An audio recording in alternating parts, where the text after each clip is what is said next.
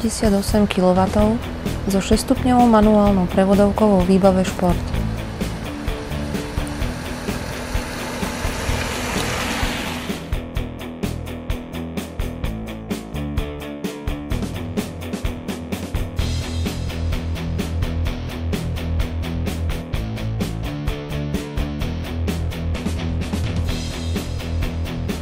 Rozmery automobilu sú dĺžka 4300 mm, šírka 2065 mm, výška 1590 mm.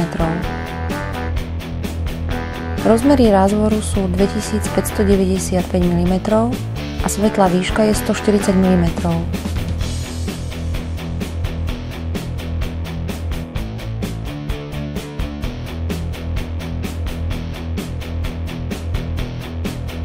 Nový 1,6 litrový dízlový motor v sebe spája vysoký výkon 120 koní a krútiaci moment 300 Nm s emisiami CO2 iba 94 gramov na kilometr.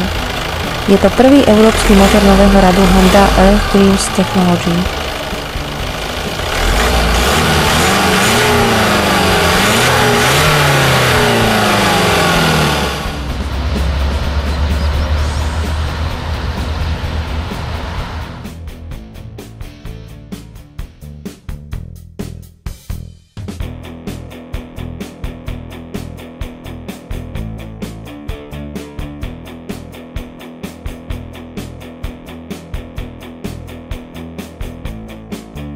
Civic má pekný športový dizajn.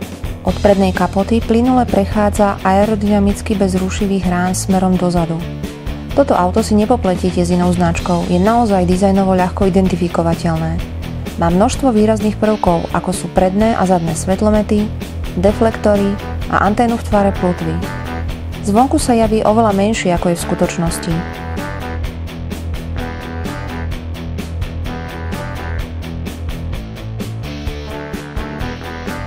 Zvláštnosťou je otváranie zadných dverí, pretože majú kľúčku ukrytú v úrovni okna. Na prvý pohľad auto vyzerá ako trojdverové.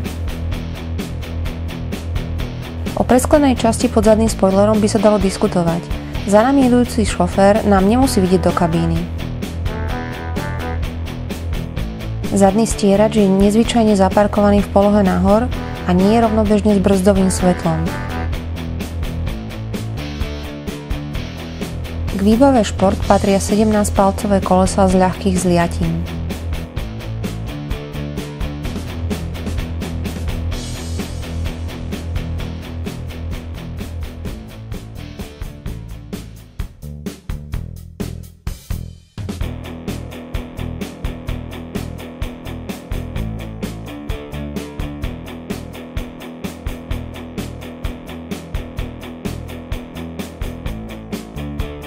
Športový interiér pôsobí elegantne a moderne.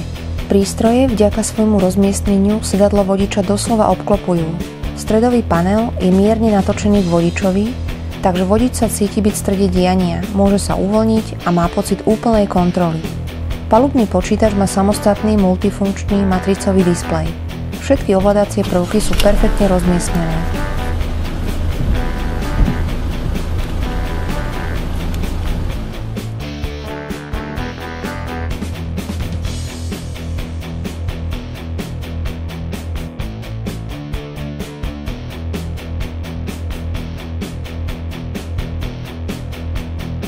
Honda Civic disponuje veľkým batožinovým priestorom s objemom 401 litrov, ktorý je možné o ďalších 76 litrov zväčšiť využitím praktickej schránky pod jeho podlahou.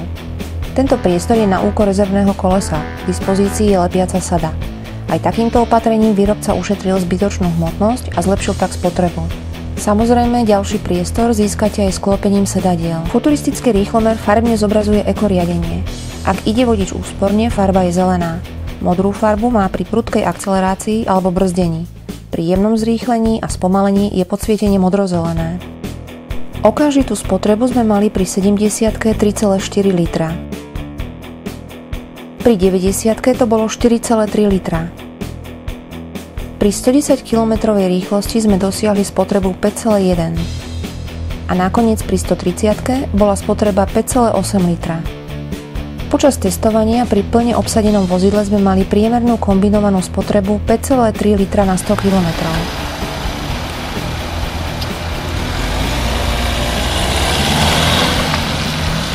Civic je kvalitné športové auto, ktoré si vždy nájde svojich priaznivcov.